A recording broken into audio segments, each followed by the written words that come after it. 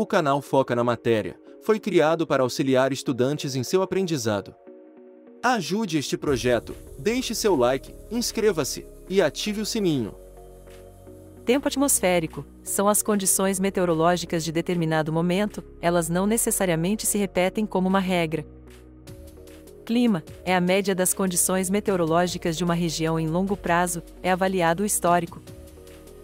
Os elementos climáticos, como temperatura, pressão atmosférica e umidade, determinam o clima de um local. A radiação emitida pelo Sol chega à nossa atmosfera, parte é refletida de volta para o espaço e parte dela é absorvida como calor, item importante para a manutenção da vida na Terra, sem ele o planeta seria extremamente frio. A energia térmica que chega do Sol até a atmosfera terrestre agita as partículas presentes no ar.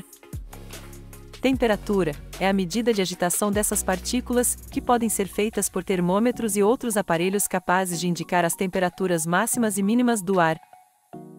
Pressão atmosférica é um elemento climático, é o efeito da força que a atmosfera exerce sobre a superfície da Terra.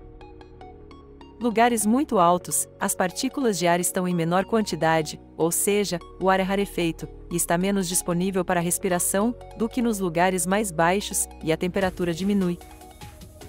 A maior quantidade de partículas no ar em lugares baixos é a mesma força que nos mantém presos à Terra, a força da gravidade, a qual puxa tudo para o centro do planeta. Em locais como o fundo do mar, inclusive, a pressão atmosférica é maior, pois nesse ambiente há ainda a pressão exercida pela água. A umidade do ar é um elemento climático. Umidade alta significa que a quantidade de vapor de água no ar é elevada, pode causar suor excessivo, dificuldade de respiração, proliferação de fungos e de algumas bactérias. Umidade baixa significa ar mais seco, pode causar ressecamento da pele, irritação nos olhos, nariz e garganta. Pode provocar problemas respiratórios e desidratação do corpo. Fatores climáticos é a coletânea de aspectos naturais que influencia diretamente a variação dos elementos do clima. Amplitude térmica é a diferença entre a temperatura máxima e a mínima de determinado espaço em certo período de tempo. A água ganha e perde calor bem lentamente, por isso que mesmo ao anoitecer, a água do mar ainda está quente, e assim transfere seu calor para a região continental, de forma que não haja tanta amplitude térmica, isso é o fator da maritimidade. Regiões distantes do mar, não ocorre muita amplitude térmica, aquecendo muito durante o dia e esfriando muito rápido ao anoitecer, isso é o fator da continentalidade. Massas de ar são grandes volumes de ar, com aspectos semelhantes de temperatura, umidade e pressão atmosférica, formadas em regiões específicas e podem se deslocar para outras áreas. Exercem extrema influência no clima, elevando a temperatura da região, quando elas são mais quentes do que o ar da região, ou causar a queda nas temperaturas, quando elas forem mais frias do que o ar da região. Quando a massa de ar for úmida, pode levar chuvas para a região, enquanto uma massa de ar seca pode resultar em condições mais secas.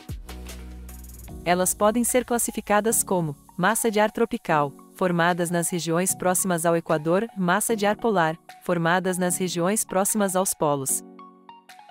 Correntes marítimas são movimentos de massas de água oceânicas que se deslocam em determinadas direções. São influenciadas por diversos fatores, como ventos, diferenças de temperatura e salinidade da água e o relevo do fundo do mar.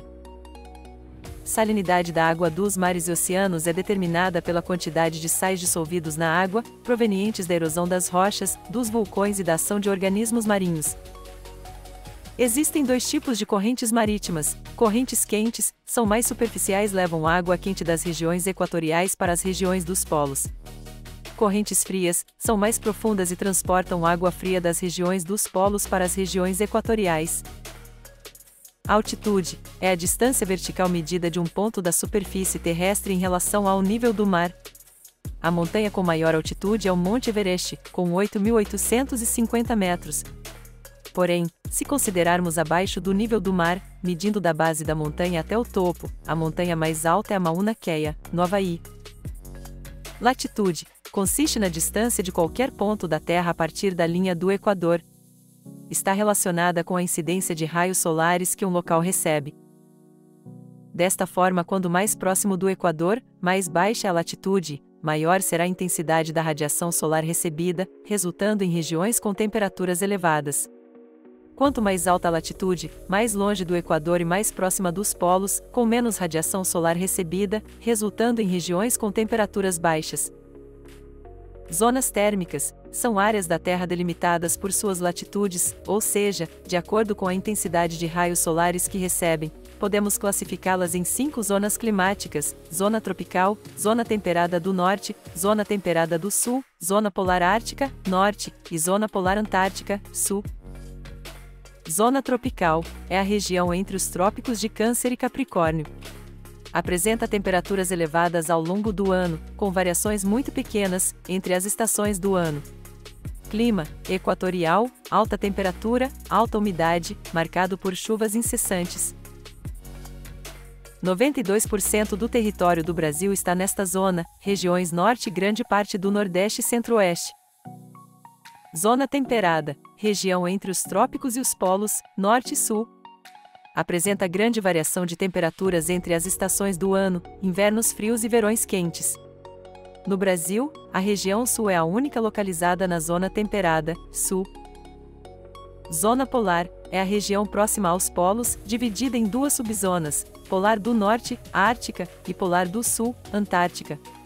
Temperaturas são muito baixas durante o ano todo, com o inverno ainda mais rigoroso.